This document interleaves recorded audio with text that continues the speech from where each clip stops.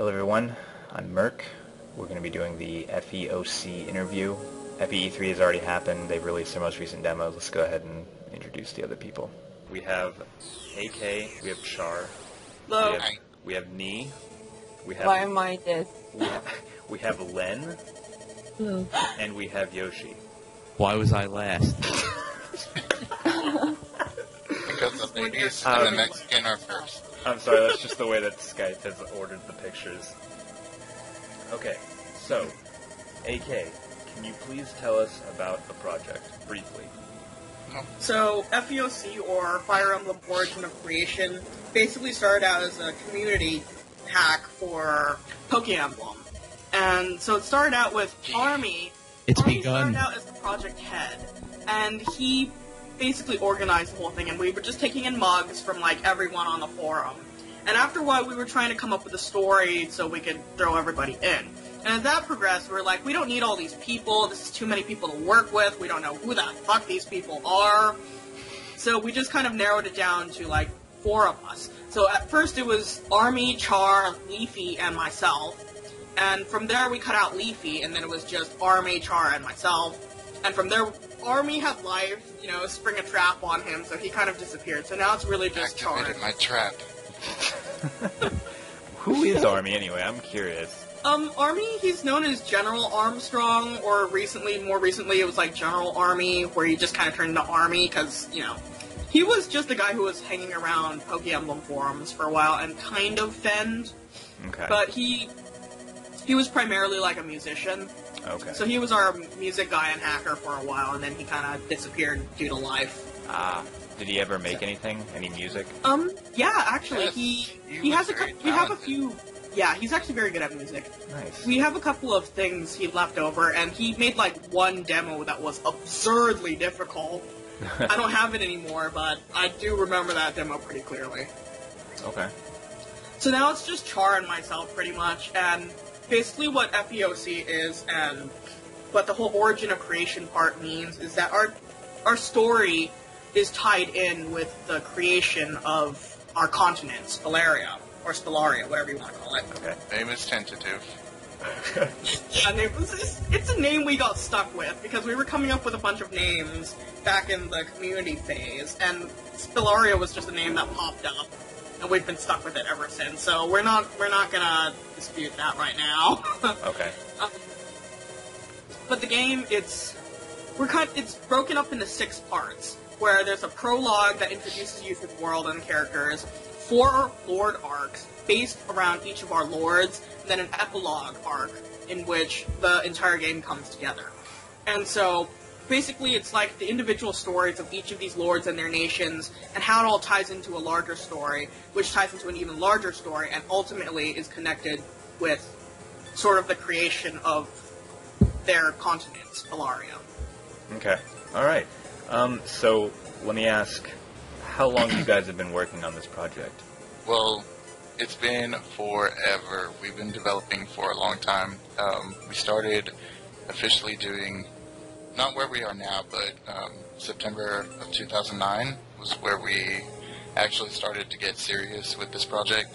Ever since, we've been just coming up with characters and cuts and retconning and all that kind of thing. So I watched last year's interview. We have the old host, Yoshi, with us. Are you calling me old? I was going to ask, could you go into a little bit more detail on what's new now that a year has gone by? Well, primarily, the 4th Lord.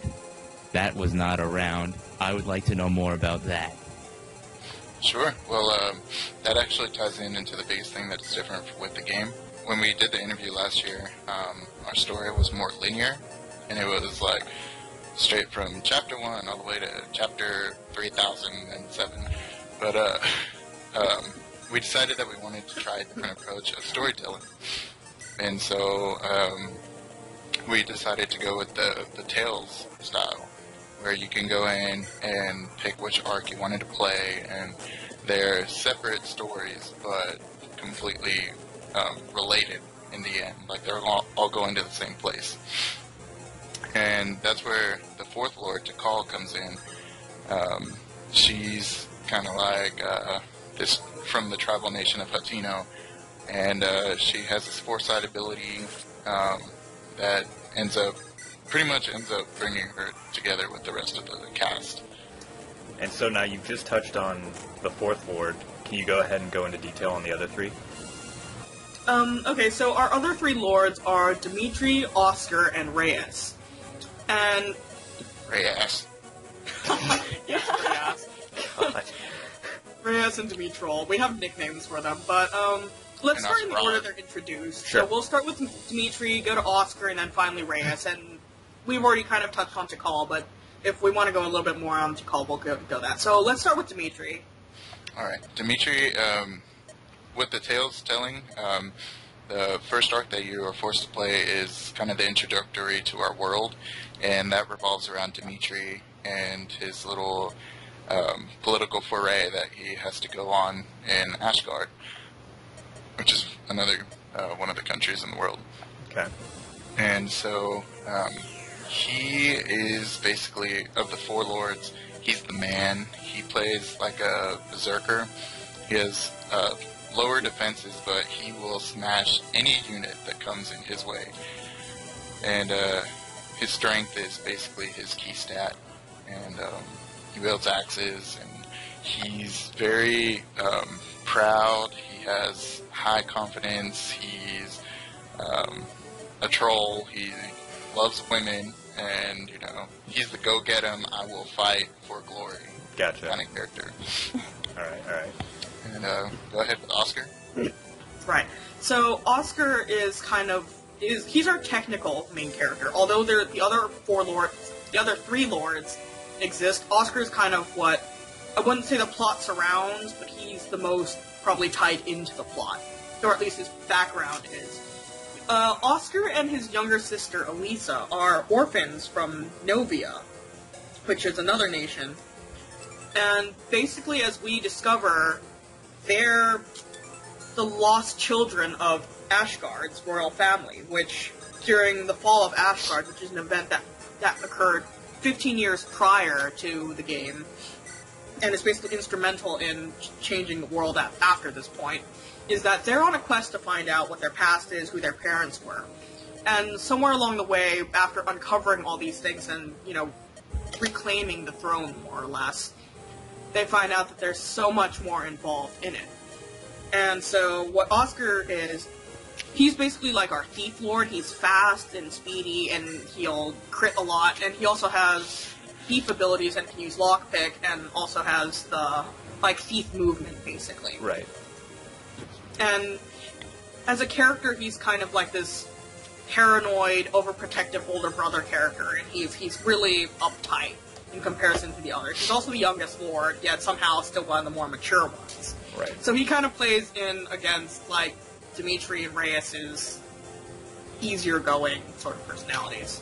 Now on to the last, or the third, Reyes, the more political lord. Yes. So Reyes is the presiding 6th seat of the Gautrian High Council, and she's basically the most politically involved of the lords. She's an actual lord in terms of peerage, I guess you would say. Okay. And so she's less connected with the actual plot as much as her background is more connected with the background of everyone else. Her entire point is that things happen around her, and she kind of uncovers them. And when you're playing her story, what you see more of what the other stories are involved in, rather than her actually kind of going through and having her own story. Right.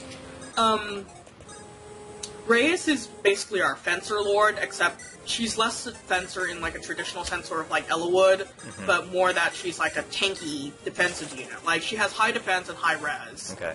And so, yeah. She's parrying all the things. Yeah. Right. And then if you want to go back and touch on Tikal for a bit. Yes. So, Tikal, like I said, she's from Hatino, the tribal country, and she's our Pocahontas. She's the chieftain's daughter, the princess of her tribe, which are called the Shamari, and their whole philosophy is wisdom and peace over anything else. Right. And she, for reasons that I will not share for spoiler's sake, she is basically forced out of her homeland and kind of thrust into the whole affair with Oscar and Dimitri and Reyes. Again, she has a gift of foresight, so this kind of helped propel her into the story. She didn't really ask for it; it just happened. Gotcha. And you had mentioned earlier that she was Bow Lord.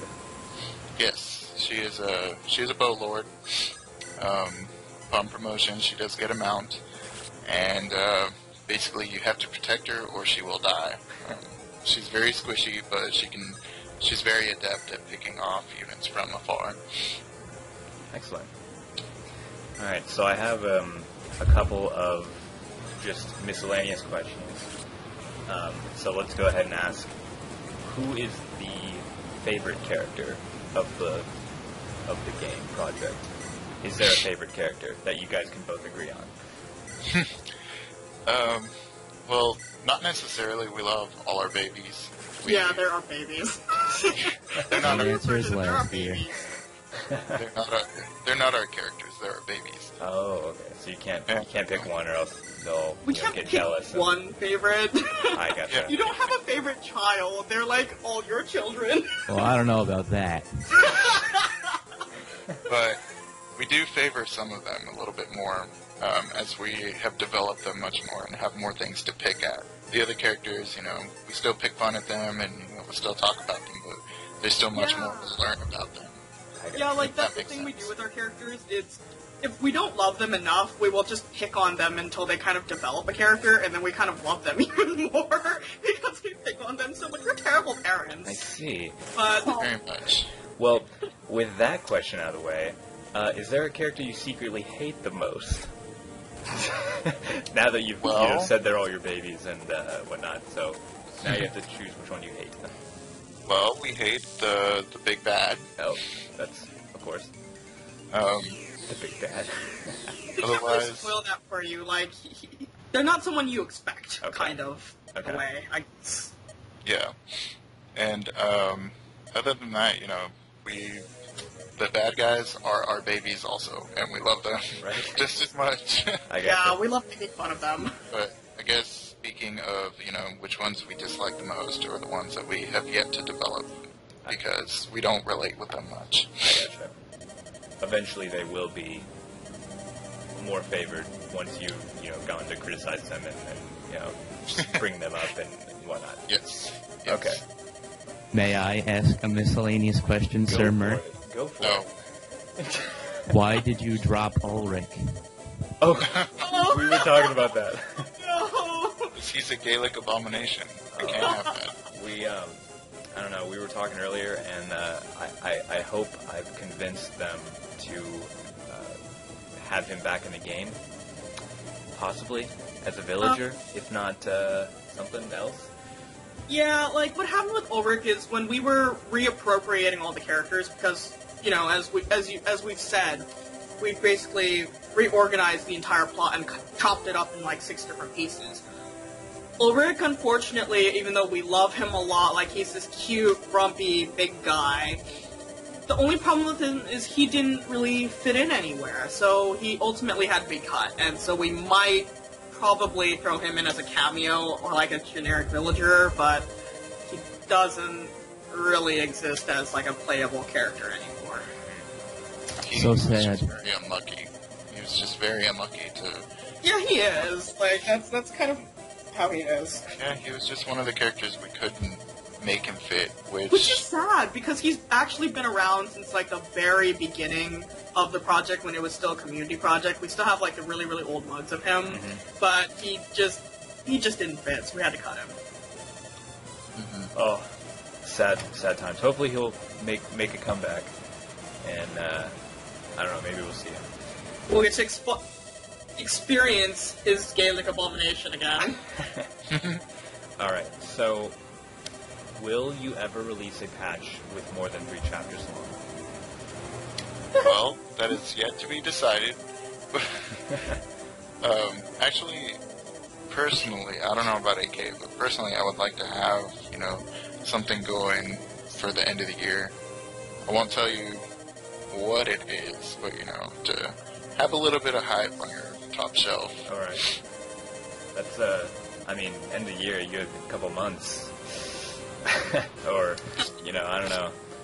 Quite a few months, yeah. But, Plenty of time to slack off. Plenty of time. Yes, precisely. Plenty of time to slack off and then wait until FEE3 next year to really that's kind of how it is. That's just kind of how it is. Like, we'll go into, like, during the month that FEE3 is a thing, like, the week before FEE3, we kick it into gear, and we pump out, like, a demo. And I won't sleep for, like, 3 or 4 days and pump out that demo. And then for, like, the honeymoon week after FEE3, we're just like, yeah, we gotta do this shit! And we sit down, and we plan, and we sprite, and we're just like, yeah, we're so productive! And suddenly real life hits, and then we completely sometimes fall off the radar completely for the rest of the year. And then the month, again, before FEE3 hits, again, we're just like, we gotta do something! And it's just kind of this never-ending cycle of stuff never getting done. Right. It's basically make an FEE3 demo and then don't talk to each other for 6 months. That's precisely what it is. I see. What's your favorite item? If I'm gonna speak personally, like, we haven't really done a whole lot of item planning necessarily, because a lot of FE's items are pretty straightforward. We're probably gonna, like, restat them a little bit and maybe change up their icons, but there's not really going to be a whole lot of new introductory items and such, aside from maybe, preferred items, like, each of the lords will get a PRF item, right. And we'll have completely working, like, legendary items for everyone. Right. Okay. And then Batmobile item? A Batmobile item? Oh my gosh. The other question was, are there going to be any Easter eggs? Yeah, I think so. We have a lot of, like, inside jokes. Like, Char and I we make fun of our characters a lot, as we've already said. So there are going to be some sort of Easter eggs, I guess, at least in terms of how we refer to people. Mm-hmm. Like, for Ray we call her Ray Ass, because she's an ass, and Dimitri is Dimitrol, because he trolls people. Right. Do any of the... That's just what you guys say. It's not, like, going to be in the actual dialogue or anything, right? Okay. Well, we might. We might be like, Reyes, you're such an asshole, or whatever, Yeah. We'll kind of have Easter eggs. Maybe we were thinking of, because for a while we had this one, we had an art meme going on, we were thinking of maybe throwing in some, like, cameos from people who contributed and maybe had mugs, that kind of thing. Along those lines, we were also planning, close to having something big to show off for this hack. Would be like having a competition and seeing if anybody, if we could get some hype for that kind of stuff, and the winners would have like their own like cameo face, cameo mug. Either cameos or even like optional units to be able to play as. Yeah. Oh, yeah, true. Yes. Nice. So, yeah, because our roster really does lend space for additional characters, and not only. I'll do. I'm gonna submit Ulrich. Okay. Ulrich is I think that'd be a nice nod to the origin project of being a community-based game. Right. Yeah, that'd be good. I also forgot to mention that we do that other than the 6 main arcs, which is prologue, 4 lord arcs, and epilogue. Each of the lord arcs will also unlock a special sort of Gaiden arc, I guess. And usually the Gaiden arc, so far as we're planning, have something to do with the background of that lord, or sort of the events that they're related to. Okay. So it'll expand a little bit more on the past, because we have a whole lot of, like, stuff that we've just planned out, because our game literally goes back to the origin of creation, which is Stellaria. Okay. And so a lot of the past really does affect the present, and it continues to affect the present as we're seeing. So that's going to be something to look out for us in case, anybody's ever interested in what happened. Because we keep referring to it, but nobody actually knows exactly what happened. Right. And that's what you'll have to do to, in later chapters, you'll develop more with the story, and you'll be able to paint a better picture of what the game's about, I guess. Yes. Also, do yourself a favor and pay attention to the dialogues of Kiki and Diego. Kiki and Diego. Yes. Why are they Gay monk and the big ripped berserker guy. Why are they significant? Well, mercenary, but yes. My bad. Char and I love our innuendo. So we're going to probably put a lot of double speak in our dialogue. Oh, gosh. Not only just because we like to, but also because of political reasons. Like, for Reyes's, a lot of her dialogue is probably going to be double speak. Okay. So it's not only just what you take at face value, but also what you can read behind the words. Okay. And a lot of it might not be so entirely appropriate. Oh, okay. We got to, give this an R rating, or... Well, we're not gonna, outright say, wow, they fucked or whatever. Oh, okay, so it'll Yes. be PG-13. Okay. Yes, Yeah. it'll be implied. We'll be tasteful about it. Tasteful. And, All right. have a lot of fun with the supports. Because, I'm not going to name names because I can't think of anything specifically. But each of these characters, is a somebody in this world. They're not just, oh, you need an archer, here you go. Right. Oh, you need a mage, this is a mage, here, have it.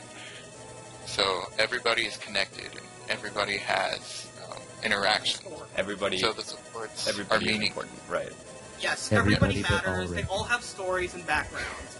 We've worked a lot on just developing our characters so they're actual people that have motives and they belong in this story. They're not just shoehorned in because you need a unit or that just sounds like a cool unit to have. Right. These are people with personalities, actual struggles, and how they have outlooks on life.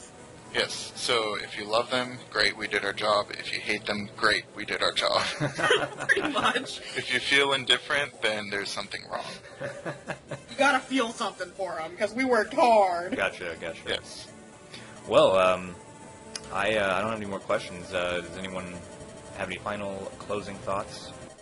Or, as I like to call it, FEOC. Yuck. Yeah, actually, we were talking about that earlier. We were like, it's FEOC, but I like to call it FEOC because I'm lazy. But don't call it FEOC because it sounds kind of obscene. Yeah, don't say it. When My you're- bad again. FEOC, it's FEE3 already. We needed them. much. FEOC, we need this sprite. FEOC. Yuck. FEOC. Do you have anything to say? Yeah. I'm like, I don't know, I'm like the fresh meat in this project. Yeah, I don't she's know, our PR manager. We just like her. So I didn't she's even gonna know be what my around. role. Yeah, I don't even know what my role is. I'm like just sitting in the chat room and being like, yay, them sprayed, it's so good. And do nothing. She But I married like into the project, so... Married. We're slowly I initiating like it her. so much. And I like it because I'm like being so spoiled because they show me them sprites. And I'm like, Me please. I don't know. Me, please. Me please. Me, please. Please. Yeah. Nipples. Nipples. And I didn't even. Yeah. Anything else? Lenh, Yoshi? Yes, Lenh, Yoshi. Any final thoughts? Do you have any sources where you draw, like, your inspiration for the characters or for your world, I guess? Any specific source, or is it just kind of something you worked with so long that you kind of feel it's its own thing? To be honest, most of our characters are still being reused from the original version where we started the community hack. Maybe I'd say at least 50% of our cast still remains, or, well, maybe not 50% because we cut most of them. The first version where after it wasn't a community hack and after we cut out Leafy, most of the characters still remain. And a lot of those were just existing OCs to begin with, but a lot of our new ones were added out of the necessity of having, certain units, which we didn't want to do because we didn't want the shoehorning in, but these characters also have, a thing to be there. Like, for Tikal's arc, because that's basically that's a completely new arc that we wanted to basically share a lot of Patino's sort of diverse tribal cultures. So we have units that come from, like, different cultures, and you get to see what these tribes do, what their inspirations kind of are, and a lot of them are also, like, we want to introduce different issues, like gender, sexism, racism, that kind of stuff. So it's not only just, these characters are cool, these characters also bring in existing issues that exist in society now and in their own societies as well. Do you want to comment on that, Char? Basically, as she was saying, we're with 5 years of development, we haven't bullshitted, excuse my français. But, we actually have put a lot of thought into this, and, everything is fleshed out, even the things that do not even matter to the players. Oh yeah. We have, like, we spend days talking about, the politics between two countries, and, what kind of accents these people have, and all these kind of things. So, we want to be able to show that this is a world, not just a reskin of Fire Emblem. Well said. Well said. All right. I think that just about does it. Thank you for joining us today for this FEOC interview. Okay. Right, cool. Everyone, say goodbye. Bye. Bye.